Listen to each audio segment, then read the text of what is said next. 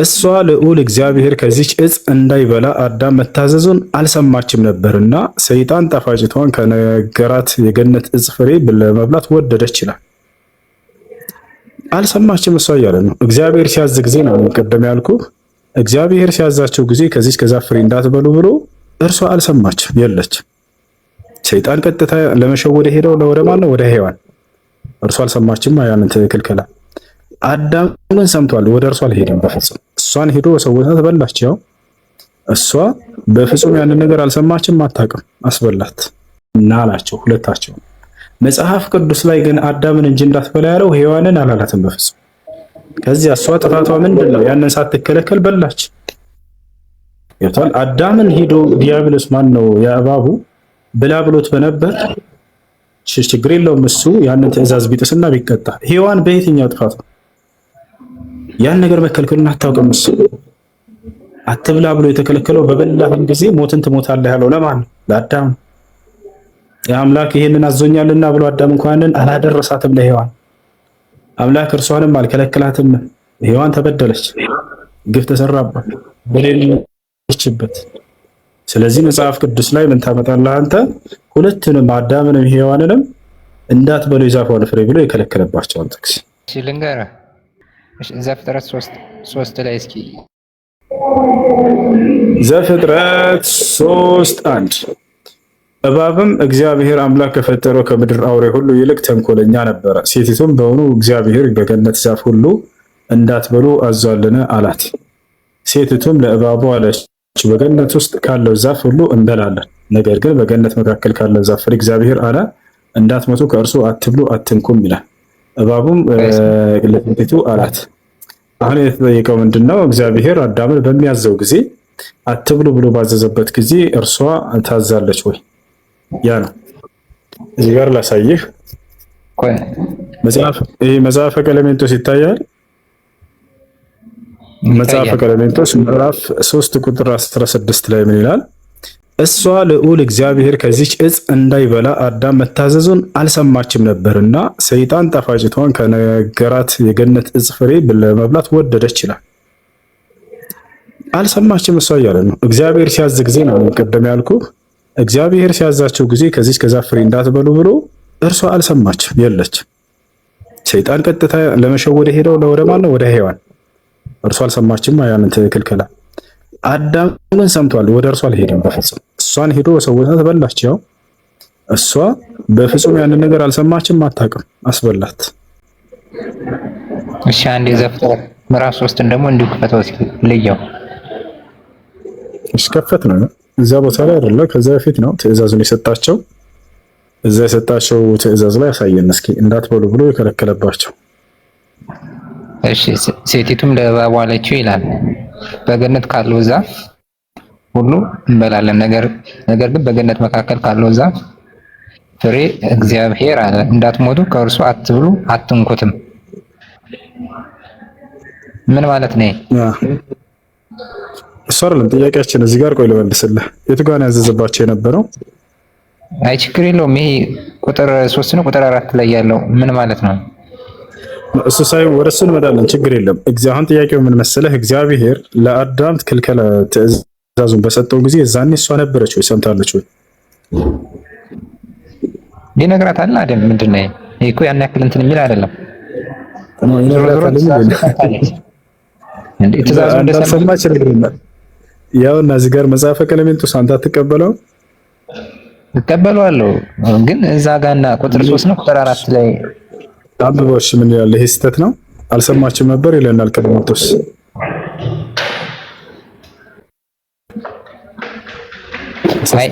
ይሄን ክፍል አንብቤው አላውቅም፣ ግን ዘፍጥረት ቅድም ያልኩት ቁጥር 3 ወይም ቁጥር 4 አካባቢ ትእዛዙን እንደሰማች ይናገራል።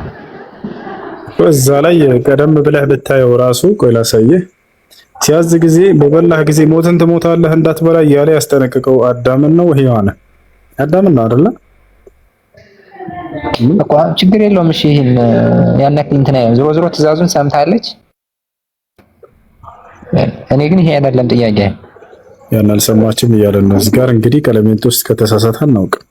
ቀለሜንጦስ ያና እዚህ ጋር ምን ይላልና ቁጥር 14 ላይ ሴት በተፈጥሮዋ ደካማ ናት። የሰማቸውን ሁሉ ምንም ሳታመዛዝን አሜን ብላ ትቀበላለችና ይላል። ሌላ ታሪክ። ሴት ልጅ በተፈጥሮዋ ደካማ ነች። ምንም ሳታመዛዝን የሰማቸውን አሜን ብላ ትቀበላለች። አለማመዛዘን አይምሮ ላይ ያለ ችግር ነው አይደለ? ስለዚህ የአይምሮ ጎደሎሱ ብቻ ሳትሆን እሷ ምንም አይምሮ የላትም። ምንም ሳታመዛዝን ይላል። ምንም ቅንጣት ሳታመዛዝን አሜን ብላ የምትቀበል ነች። አላህ መስጠት ባይበላስ ኑሮ ተብሎ አይጠየቅም አልከኝና ለእኔ ግን ጥያቄ ነው የሆነብኝ እውነት ለመናገር። ምክንያቱም ቅጣት እስከሆነ ድረስ በእርግጠኝነት ባያጠፋ ሁሉም ሰው ሙስሊሙ ሙሉ ሙስሊም ገነት ነበር እስካሁን የሚኖረው ብዬ አምናለሁ እንደ መጽሐፍ ከሆነ እና ይሄን በደንብ እንደሱ የሚል የቁርአንም የሐዲስም የሊቃውንቶችም ንግግር የለም። አይ እንዳያስትህ እንዳትወጣ እንዳትበላ ብሎታል። ሰይጣን ነው እንደዛ ያለው መሰለኝ። እንደው በዛ ይኖር ነበር ወንስተሽ እስኪ ክፍሉና እንደ እሱና እንደውም ሰይጣን ይመስለኛል እንደዛ ያለው። ላ አይደለም ሰይጣን ሸውዶት ነው። ሰይጣን ነው እንደሱ ያለው። ነገር ግን እሱን ከበላህ አንተ ውስጥ በገነት ውስጥ ልክ እንደ መልአክ ትሆናለህ አለው። ልክ ዛሬ ላይ ጳውሎስ መጥቶ እንደ መልአክ ነው የምንሆነው በገነት ውስጥ እንዳላቸው ማለት ነው። ሰይጣን የዛን ይቀርብና ለአዳም እንደ መልአክ ትሆናላችሁ ያላቸው እሱ ነው። እንዲሁም ደግሞ ለዘላለም በእርሷ ውስጥ ትዘወትራላችሁ አላቸው። እሱን ሰይጣን ነው ያላቸው። እሺ ከገነት እንዳትወጣ የፀሐይ ትኩሳት እንዳያገኘ ከዚህች አትብላ አለው አይደል? ከዛ በላ። ሲበላ ወጣ። በእኔ አሁን የፀሐይ ትኩሳት አትራብም አትገኘ ሆና መስሎ በሷ ውስጥ የሚኖረው እንደዛ የሚል ነገር ይቻላል እኮ በገነት ውስጥ የሚኖረውን ጸጋ ትኩሳት እንዳያገኛቸው አይራቡም አይጠሙም እዛ ውስጥ ማለት ነው። ነገር ከበላ ግን ከዛ ነገር ያው ቅጣቱን ያገኛል። ይራባል፣ ይጠማል፣ ፀሐይ ትኩሳት ያገኛል እስካላጠፋ ድረስ። እሺ በቃ ባይበላንስ ኑሮ የሚል አይነት ጥያቄ የማይጠየቅ ከሆነ ለምን ገነት መፈጠር አስፈለገው? መጀመሪያስ አዳም ለምን ምድር ላይ ዝም ብሎ አልተፈጠረም? ሃይማኖታዊ ነው ልጅ አይደለማ። ለምሳሌ እኔ የማምነው እምነት እኮ አለ አይደል? እኔ ባልበላ አዳም ባይበላ ኑሮ እኔ ገነት እንደምንኖር እንደዛ ነው የማምነው። እናንተ ደግሞ እንደዛ አታምኑ። እሺ አዳም ባይበላ በገነት ውስጥ ትኖሩ ነበር። ስለዚህ በገነት ውስጥ አዳምና ሔዋን ግንኙነት እያደረጉ ነበር የሚወልዷችሁ። ያ ገነት ምድር ላይ ናት። መንግስተ ሰማያት መውለድ፣ መዋለድ፣ መጋባት ገነት ምድር ላይ ናት የሚል ማስረጃ እስኪ መጽሐፍ ቅዱስ ላይ ዘፍጥረት 2 አካባቢ መሰለኝ። ዘፍጥረት 2 እሺ ምን ይላል መሰለህ? እስኪ አንተ አንብበው 2:5 አካባቢ የሜዳ ቁጥቋጥ ሁሉ በምድር ላይ ገና አልነበረም፣ የሜዳውን ቡቃያ ሁሉ ገና አልበቀለም ነበር። እግዚአብሔር አምላክ ምድር ላይ አላዘነበም ነበርና ምድርም የሚሰራባት ሰው አልነበረም። በቃ እስኪ እስከ 8 ድረስ ነገር ግን ጉም ከምድር ትወጣ ነበር፣ የምድርን ፊት ሁሉ ታጠጣ ነበር። እግዚአብሔር አምላክ ሰውን ከምድር አፈር አበጀው፣ በአፍንጫ የሕይወት እስትንፋስን እፍ አለበት፣ ሰውም ሕያው ነፍስ ያለው ሆነ። እግዚአብሔር አምላክም በምስራቅ በኤደን ገነት ተከለ፣ የፈጠረውንም ሰው ከዚያው አኖረው ይላል። ምን ተከለ ይላል? ያው እንደሰማህ ምን በኤደን ገነትን ተከለ ይላል። ገነትን ተከለ ይላል። ስለዚህ ገነት የት ነው የተተከለችው? አንተ ምድር ላይ እዚህ ሆኖ ምድር ላይ ነች ጀነት ገነት ብለህ ነው አንተ እዚህ ጥቅስ መሰረት የምታምነው? እኔ አይደለሁም መጽሐፉ ነው የሚለው። ስለዚህ የምትኖሩትም በዚህ በምድር ላይ ነው ማለት ነው ገነት የምትኖሩት ማለት አዎ። አዳም ባይበላ እዛ ነበር የምንኖረው። ስለዚህ ሞትም እዚሁ በምድር ላይ ሞት ሳይነካችሁ ምናምን ለዘላለም እዚች ትኖሩ ነበር እየተዋለዳችሁ ማለት ነው። መጽሐፉ እንደዛ ነው የሚለው። አሁን ውስጥ እሺ የዘላለማዊ ሕይወት የምትኖሩት እዚሁ በምድር ላይ ነበሩ ማለት ነው። ይጻፈ ያ ምድር ላይ ምንም እንትን የለውም።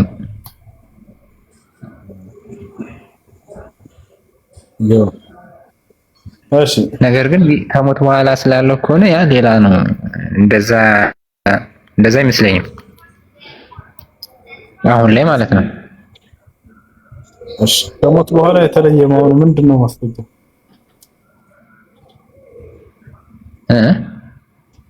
ከሞት በኋላ የተለየ ህይወት እንደምትኖሩ ወይንም እዚህ እንዳልሆነ ማስረጃ ምንድነው?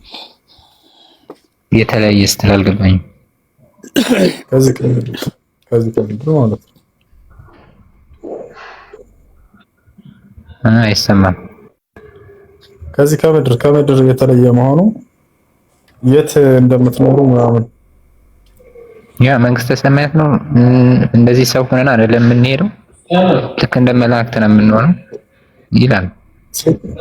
ሴት የለም እዛ በመንግስተ ሰማያት ምንድን ሴት የለ ማንም ሚስት ምናምን ማግባት የለም። ሴት የላቸውም እዛ የተዘጋጀላቸው እዛ ማግባት ምናምን የለም። እርግጠኛ ነህ? እርግጠኛ ነህ? የለም በመንግስተ ሰማያት የለም። እኔ እስከማውቀው የለም። አንብበው እስኪ። እሺ አልገባኝም። አነበብኩት።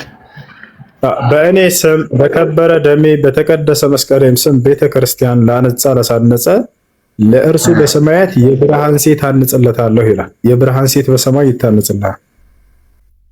ምን ማለት ነው? አልገባኝም። ሴት በሰማይ ላይ ሴት ያው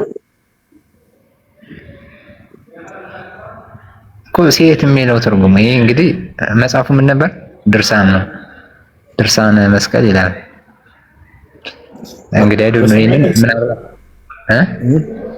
በሰማይ ላይ ሴት እንደሚዘጋጅላችሁ እየተናገረ ነው እኮ። ለምን ነው ሴት የሚዘጋጅላችሁ እኮ? ለምን ምን መጽሐፍ ቅዱስ ደግሞ የሚለው አያገቡም አይጋቡም የሚል ነው ያነበብኩ። ስለዚህ የተሳስተው መሰሳት ሳይሆን እንግዲህ የተጻፈበት ራሱን የቻለ ትርጉም ይኖረዋል። ስለዚህ ምናልባት ወይ ትርጓሜው ማየት ይኖርብኛል ለምን እንደዚህ እንደተባለ እንጂ 100% መግባት መጋባት እንደሌለ እንትን ጥቅስ ልሰጥ እችላለሁ። ራሱ ክርስቶስ የተናገረው ጥቅስ መስጠት አይደለም። ያ እነዚህ ጋር ሰዎች እኮ ይሄን ዘጋጅላቸው ተናግሮ እሺ፣ ስትነሱ ትንሣኤ ስታደርጉ በጾታቸው ነው የምትነሱት? ልክ ወንድ ሆኖ ሴት ሆና አይደለም። ነፍስ ጾታ የላትም። ያ ስጋ ወደ ላይ አይሄድም።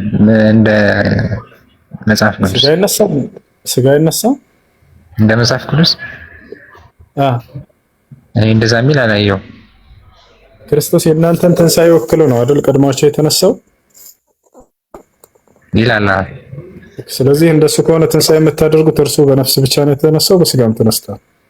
እሱ በስጋም ተነስቷል። ስለዚህ በስጋ ነው የምትነሱት እሱ እንደተነሳ። እንደዛ የሚል የለም። ካለፈ እንደሱ ነው የምንነሳው አልከን ራስ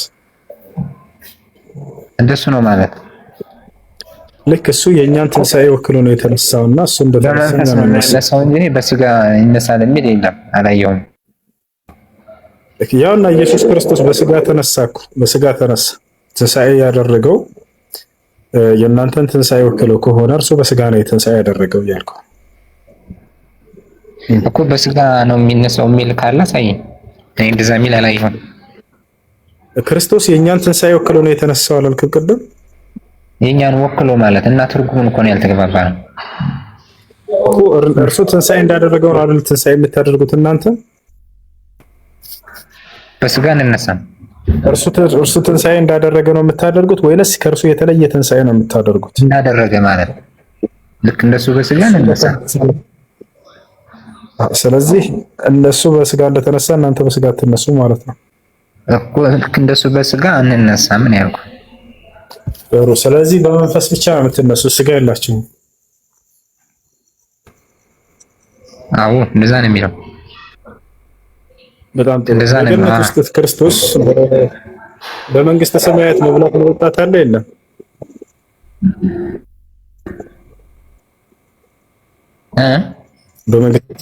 በመንግስተ ሰማያት መብላት መጠጣት አለ የለም? ምን አልከኝ? በመንግስተ ሰማያት መብላት መጠጣት አለ የለም? እሺ አንድ ጥቅስ ልስጥህ። ጥያቄውን መልስና ትሰጠኛለህ። ችግር የለም። በመንግስተ ሰማያት መብላት መጠጣት አለ? ይበላሉ አይበሉም ላልከው ማቴዎስ 22:30 ላይ በትንሣኤ ቀን ልክ እንደ እግዚአብሔር መልአክ ይሆናሉ እንጂ አያገቡም አይጋቡም ይላል። ስለዚህ እንደ መላእክት ከሆነ ደግሞ አይበላም አይጠጣም ማለት ነው። እዛ መብላት መጠጣት ምናምን የለም ገነት ውስጥ። መልአክ አይበላም እንደ ክርስትና? ምንድን ነው የሚበላው? ምግብ አይበላም መልአክ? አይገባም መልአክ? ኦኬ። መላእክቶች ከሰው ልጆች አግብተው አልወለዱም? የት መጽሐፍ ቅዱስ ነው። ያ እንደዛ ያደረጉት ተቀጥተዋል። መቀጣታቸውን ሳይሆን ሰው ያገባሉ አይደል? መላእክቶች ያገባሉ አንልም። እነሱ እንደዛ ያደረጉት ተቀጥተዋል። እንደዛ አይነት ታሪክ አይቀርብያለሁ። ምን አድርገው ነው የተቀጡት? አግብተው ወልደው አይደል እኮ የሆነ መላእክት እንትኖች እንደዛ አድርገዋል የሚል አንብቤያለሁ እኮ። መልአክ እንደ መልአክ ትሆናላችሁ ማለት መልአክ ትሆናላችሁ ማለት አይደለም። መልአክ ደግሞ እንደ ነው የተባለው እንደ ማለት ማመሳሰል እንጂ አዎ እንደ ነው። እኔ ለምሳሌ አንድ ሰው መላጣው ያበራልና የዚህ ሰው መላጣ እንደ ፀሐይ ነው ብል በቃ ሙሉ የፀሐይ ባህር ያለው ማለት ነው ሰውየው እኮ። አይኔ መልአክ እንሆናለን ሳይሆን ልክ እንደነሱ እንሆናለን እንደ ነው። ስለዚህ ከመላእክቶች ደግሞ ማግባትና መውለድ ይችላሉ እንደ ክርስትና። እንደናንተ እንደኛ እንደዛ የሚባል ነገር የለም። ወንድ ናቸው ሴት የቱ ጋር እንደ ክርስትና አላገቡም አልወለዱም መላእክቶች ይችላሉ ማለት እንደተፈቀደ አይደለም። እነሱ ባህሪያቸው በክርስትና ያገባሉ ይወልዳሉ አይደል? መላእክቶች አይደለም የተፈቀደበት ነው። አይችሉም በፈጣሪ አሁን ስለመቼ መፈቀድና ለመፈቀድ ሳይሆን እንደ መላእክት ትሆናላችኋል አይደለ? መላእኮች እንደ ክርስትና ማግባትና መውለድ ይችላሉ አይችሉም? ማስረገዝ ምናምን ማግባት አልወለዱም አላገቡም? አሁን ጥያቄውን አትቀይረው። እኔ ያንን አልቀየርኩትም። መላእክቶች እንደ ክርስትና አግብተዋል ወልደዋል አይደለ? ከሰው ልጆች ያው እኔ እኮ ያን ታሪክ አንብቤዋለሁ። ያው በደንብ ባልጨርሰው አይቼዋለሁ፣ አንብቤዋለሁ። ነገር ግን እንደዛ በማድረጋቸው ቀጥቷቸዋል። አሁን መቀጣታቸው ሳይሆን ለአምሳኛ ጊዜ ልድገመልህ። አግብተዋል ወልደዋል አይደለ? ባህሪያቸው ማግባትና መውለድ ይሄ ባህሪ ያላቸው መላእክቶች እንደ ክርስትና አይደለ? አይችሉም። እንደ ማቴዎስ 22:30 መሰረት ክርስቶስ በራሱ አፍ የተናገረው አይችሉም አይደለም። እነሱ መላእክቶች አላገቡም አልወለዱም እንደ ክርስትና እያልኩ ነው። እነሱን እኮ ቀጥቷቸዋል እያልኩ ነው። ነገር ግን ክርስቶስ ቀጥቷቸዋል አልቀጣቸውም አይደለም። እንደዛ ያደረጉትን ቀጥቷቸዋል አልኩ። የማግባትና የመውለድ ችሎታ አላቸው የላቸውም? አግብተዋል ወልደዋል አይዶን እኔ እንደዛ ያደረጉ አሉ። ነገር ግን በደንብ ክፍሉን አልተረዳሁትም። እኔ የተረዳሁት ደግሞ ራሱ ክርስቶስ በአፉ የተናገረው መላእክት እንደማይጋቡ የተናገረው ክፍል ገብቶኝ ይዤዋለሁ። እሺ ኢየሱስ መላእክቶች አያገቡም አይወልዱም ያለው የት ጋር ነው? አሁን አልኩ ማቴዎስ 22:30 መላእክቶች አያገቡም አይወልድም ይላል ቃል በቃል እንደዚህ ቃል በቃል ማለት ልክ እንዳልከው ማለት ነው። እንደዚህ እንደምለው መላእክቶች አያገቡም አይወልዱም ይላል ወይ? አንብበው ምንድን ይላል? ቆይ ላንብብልሽ። በትንሣኤ እንደ እግዚአብሔር መላእክት በሰማይ ይሆናሉ እንጂ ቀጥል። በትንሣኤ እንደ እግዚአብሔር መላእክት በሰማይ ይሆናሉ እንጂ አያገቡም አይጋቡም ይላል። ስለዚህ አያገቡም ማለት ነው። መላእክቶች አያገቡም አይጋቡም አይደለም እኮ የሚለው እንደ መላእክቶች እኮ እንደ መላእክቶች ይሆናሉ አለ እንጂ መላእክቶች አያገቡም አይወልዱም ምናምን አያገቡም አይጋቡም አይደለም። እንደዚህ አይነት ቃል በቃል አይነት ነገር ከሆነ እንኳን አንግባባም እኮ። ቃል በቃል ሳይሆን አሁንም እያልኩ ያለሁት እንደ መጽሐፍ ቅዱስ አግብተዋል ወልደዋል መላእክቶች እያልኩ እኮ ነው። አንተ ችግር የለውም አንተ እንደፈለግከው እንደሄድና መጽሐፍ ቅዱስ ላይ ኢየሱስ ክርስቶስ አያገቡም አይወልዱም መላእክቶች ካለ ተሳስተዋል። ምክንያቱም መጽሐፍ ቅዱስ ላይ አግብተዋል ወልደዋል እያለን ነው። ስለዚህ ክርስቶስ ተሳሳተ ማለት ነው። በተግባር እነሱ ወልደዋል አግብተዋል። እኔ እኮ እንደዛ አላገቡም እያልኩ ሳይሆን አግብተዋል የሚል አይቻለሁኝ። ነገር ግን እንደዛ ያደረጉትን ደግሞ ቀጥቷቸዋል እያልኩ ነው። ምናልባት መቅጣታቸው አይደለም ሙግቱ፣ ምንም አልገባም። አሁን ስለ ቅጣቱ አይደለም፣ ቅጣቱ ሳይሆን ጥያቄው አያገቡም ካለ ኢየሱስ ክርስቶስ፣ መጽሐፍ ቅዱስ ደግሞ አግብተዋል ካለ ተሳሳተ እያልክ ተጋጨ አይደለም? የትኛው ትክክለኛው? አያገቡም ያለው ነው ወይንስ ያገባሉ ያለው ነው ትክክለኛ? እሺ ልንገርህ፣ ምናልባት እኔ አሁን እዚህኛው ጋር ያን ያክል የመሞገት እንትኑ የለኝም፣ እውቀቱ የለኝም። ከዛ ውጭ ግን ለምሳሌ ሰይጣኑ ከመጀመሪያ ላይ መልአክ ነበር አይደል? ስለዚህ ባህሪው ተቀይሯል። ምናልባት እንግዲህ እንደኔ ነው አይዶን ነው ልሰት ይችላል። ሰይጣን መልአክ ነበር? ያ ማስረጃ እሺ ልፈልገው። ያው አይችልም ማለት በዚህ ሐሳብ ላይ ልቀጥል። እሺ ቀጥል። ልጅ የመለሰው ትክክል ነው። ያው ምዕራፎቹን አላውቅም እንጂ መላእክቶች እንዳገቡ አውቃለሁ። ለምሳሌ መጽሐፈ ሄኖክ ላይ አለ። መጽሐፈ ሄኖክ ማለት ደግሞ መጽሐፍ ቅዱስ አይደለም፣ ተጨማሪ መጽሐፍ ነው። ልክ ነኝ? እሱ በቅርብ የተገኘ ነው መጽሐፍ ሄኖክ።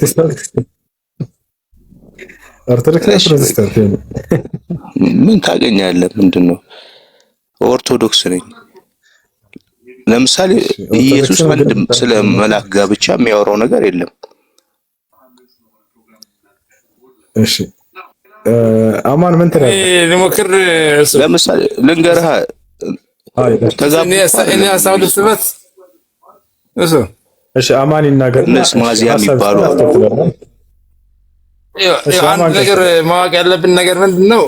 አሁን ለምሳሌ አሁን ልጁ የት እንደተናገረው ከሆነ አሁን እዚህ የዛ መልእክት ለዚህ በወንጌል ላይ የተሰጠበት ነገር በትንሣኤ ጊዜ ነው። አሁን ምንድነው አንድ ሴት 8 ሰዎች ያገቧት ነው። ወንድም እንዲያገቡ ነበሩ። እነዛን ሰዎች በዛን ጊዜ በትንሣኤ ጊዜ እየሰማኝ ነው ሰው አሁን እነዚህ 8 ሰዎች እንደዚህ አግብተዋታል። በዛን ጊዜ የማን ሚስት ትሆናለች ብለው በጠየቁ ሰዓት የተሰጠ መልስ ነው።